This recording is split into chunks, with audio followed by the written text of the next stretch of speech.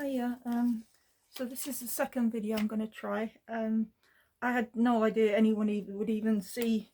I literally thought today, I'll just check, because, you know, I've not done stuff online before, and you just never know what to. I thought there'd be nothing there, and 3 people commented, and I can't believe it. Thank you so much for your support and for commenting, and for even watching. I didn't think anyone would. I'm gonna see if I can help somebody if they're going through this.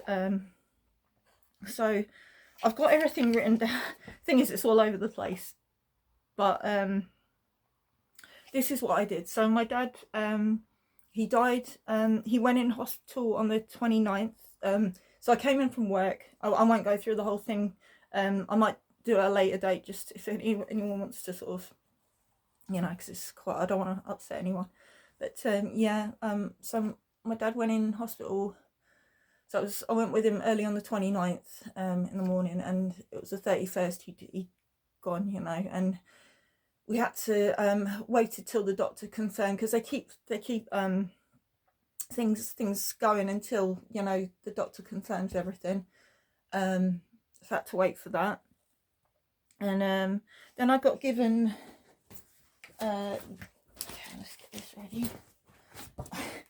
I got given coping with bereavement. It's like a pack they give you, and I still haven't called them yet. I used to be in the army, and they saw, you know, actually the tumours were growing while I was in the army, which I didn't know. But so basically my mentality is kind of like, you know, head on, just go in hard, sort of, to get things done. So I didn't even, like, I don't read instructions. I'm someone who you should, you know, like when I put flat packed furniture together, I love doing that for some reason. I don't look at the thing. It's only when it's, you know, I'm putting together a wardrobe and it starts looking like a table, and then I'll suddenly go back and read the instructions and be like, okay, and then take it all apart and put it back together. So I didn't read the instructions. So yeah, probably it would be helpful if you're going through this, because your brain's going to be like, oh my god, if you're like me, what do I have to, well, you're going to be like that anyway, what do I have to do, how do I get it done as quick as possible? Because once you've got the admin done, then you can you know, because like the grief thing, it's been coming up, like it'll just suddenly it's like a breathing thing. It comes from deep inside. It's not crying, it's almost like just like your body's crying out, and I keep getting it. And the thing is, I don't hold anything in, I just let it out. Maybe that's, but then people think you're nuts. Like if you're on the phone and suddenly you start sort of, but then it passes. It's like a big wave crashing into you, of, well, for me anyway. And then it's like, and then it passes, and I'm like, I can speak again, but then I can't speak while it's happening. It's kind of, yeah. So anyway, 31st. Okay, so when I got home, it was about 9:30 at night when I got home. I had to get my mum sorted everything. I mentioned before, she's got dementia and everything, so it's kind of in, you know, shock sort of thing. So anyway, I got her settled and tablets and done her food and had her wash and all that, you know, give her a shower and everything, and got her to bed. And the next day I was straight in. The next day, so who I should have called, my dad did this list for me years ago. He said, right, if anything happens, you call this, and he asked me literally about 5 weeks ago, just randomly. He said, do you still know what to do if something happens? And I said, oh yeah, and I pulled it up straight on the computer. There's the paper, and of course, do you think I could find it afterwards? Nope. So I put drops in my eye because my eye's paralysed. I've got to keep putting, there we go. Yeah, so I couldn't find it when I couldn't find anything. I'm thinking I'm going to need passports. I'm going to need, you know, my dad's passport, my mom's passport. I'm going to need all these sort of things, and I didn't know where anything was. My brain, I mean, my brain's pretty quick, but it just failed me. So basically, I called my mum and dad's financial advisor, which wasn't the worst thing, because then I got, I'd let him know. What I should have done was called the people who did the wills. If you haven't got a will done, power of attorney, so financial and power of attorney to do with health, I would advise you strongly, if you're able to do that with your parents, as soon as you can. I think it's something like 7 years you need to do it. Sounds horrible. It's before they pass 7 years. It's something like that. But I need to get clarification on that. You don't have to, but it's just like, if you want to pass property to your children, it's something, there's a 7 years, something like that. I'd have to look it up. But yeah, we got it done. I'd forgotten. We got financial one done. My mum and dad had it for me, and I had it for them. We did that in 2011, so I forgot we even had that. And the other one, the health one, I knew that we had that. We did that sort of 2017. Yeah. So because they asked me about things at the hospital, they were asking me,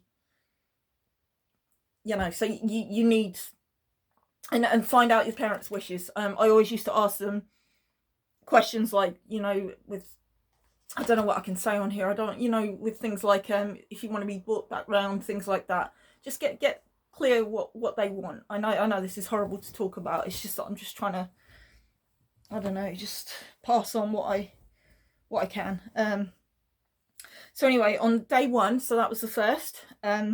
I called the financial advisor. I should have called the wills people, because they deal with things like probate, which that's going to come up. The financial advisor said to me, everything you're doing is usually takes months. And the thing is, because of what I've got with brain tumours and stuff, I said to him, I need to get everything in place for my mum, because if anything happens to me, she's not able to, she's still with it a bit, but it's hit and miss. So I just got everything done as fast as I can with things. And also I feel like my dad's channeling through me. He was someone who always used to get things done, and I feel like I don't have a lot of energy, but at the moment, the energy that I've got, I can just go all in. So the first, I called him, then I made sure my mum's Dorset box, because she gets her tablets delivered every week. I was making sure that was coming on a Friday. And then I got a call from the medical examiner's office, and she said that I need to I need to register my dad's death. Sorry if I've said that wrong. I need to register my dad not being here, and at the place, Civic Centre, I think it was, I had to go. I'm not supposed to say where I live on here or not. I don't know anyway. But yeah, so I had to register that. She said, take with you passports, and I took driving license. I took my mum's passport, my passport, my dad's passport, marriage certificate, death certificate. I'm sorry, that's where to get the death certificate. I took everything I could find, birth certificates, even things from my nan and granddad from my dad's side. I just took the lot with me. So I made an appointment with them for the 2nd. That was the earliest I could get it, and that was easy making the appointment. And then also I made an appointment with the matron who helps with my mum, and so I got an appointment for her to come. And that was what I did on day one. There was other things that I did, but it wasn't. What was it? I started to look up, I think, what I needed to do. So that was it. Medical examiner's office. But she gave me a number of Cruse bereavement support. But you can look it up online. Cruse bereavement. I still haven't called them either. I meant to call the bereavement place, but I just didn't, because I was focused on what I need to do. Because I knew my dad had PIP, that needed to stop. His state pension needed to stop. I knew all these things would need to stop. Yeah, that was it. Register Office, Civic Centre. That's for the. So basically, she said to me, the medical examiner's office, she said to me, because the bereavement office is right next door to him, she said, you actually don't need to go in and see him. She said, I can give you some advice. And she said, when you go to the registry office, she said it's a 30-minute appointment, make an appointment on the website. And she said that I need to get death certificates, and I need to get a green form. And the green form there's a green form and a white form, but that's for the funeral. And what you do is you get these two forms. They'll give you them at the registry office, and those are the forms you give to your funeral, the place that you choose. My cousin's husband, he used to work at for, you know, doing all funerals, and he was coffin bearer and everything. He used to do the lot, and he recommended someone to me because I wouldn't have known who who to choose or anything. And the one I went with were amazing. If you want me to let you know, I don't know what I'm allowed to say on it again. I got to figure out what I'm allowed to say and what I'm not on here. But anyway, so that's the form for them, and when you choose the one that you want. When you give them the green form, that's it. You don't get another one. That's you give it to the one that you've chosen. So if you go to other ones and ask, or that sort of thing, it's the one that you pick that you give the green form to. My financial advisor advised me. He said I would get around 6 death certificates. So I got 12 because I'm a bit like my dad was always like that. He'd always just get, just to be on the safe side. They're £12, £12.50 each. But if you have to go and get more afterwards, so when you've come away from there, that's how much they cost when you go. If you come away from there, this is the one that I went to. If you come away from there afterwards, and you need more at a later date, it will cost you double that. And then I think an admin fee on top. So actually someone said to me, because she was saying to me in the office, she said, this is excessive, getting 12. And I said, I know, but it's just what my dad would have done. And but one of the ladies, the funeral ladies that was doing the funeral, she said to me, no, she said, you did well there. But she told me how much it would cost to get extras. So it might be the same everywhere. Yeah, so that was day one. I think I'll leave it there because I don't want to like say too much to overload someone. And obviously, yeah, day one I was just kind of, I don't know. I was looking at everything online, trying to figure out everything that I needed for that appointment.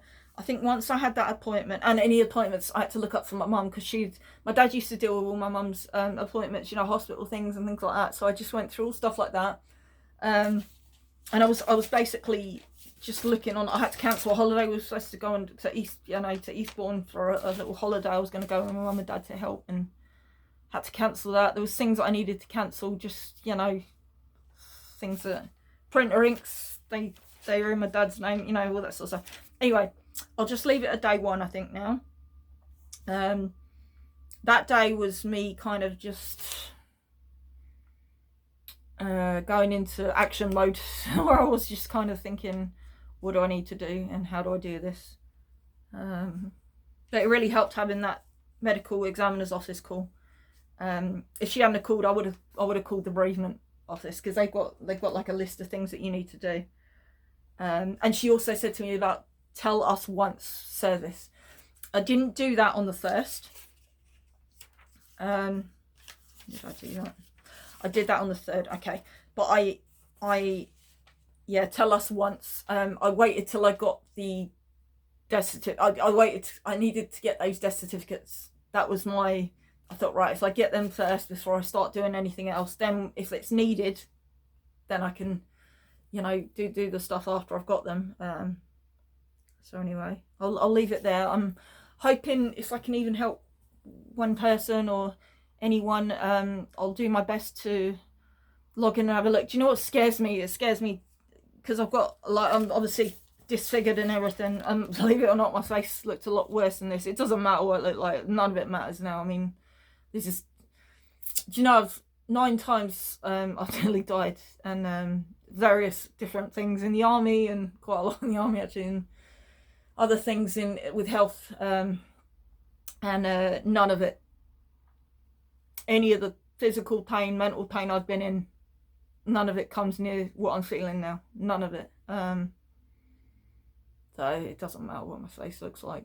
But I thought, God, I don't want to lie and flick my face on people that have to sit and watch this, or want, so I appreciate anybody who even, and the comments, thank you so much. I didn't even think anyone would see it. I really didn't, so thank you. So I think I've done it long enough now, so I'll when I get a chance, or because I'm going to be going back to work soon, so I've got to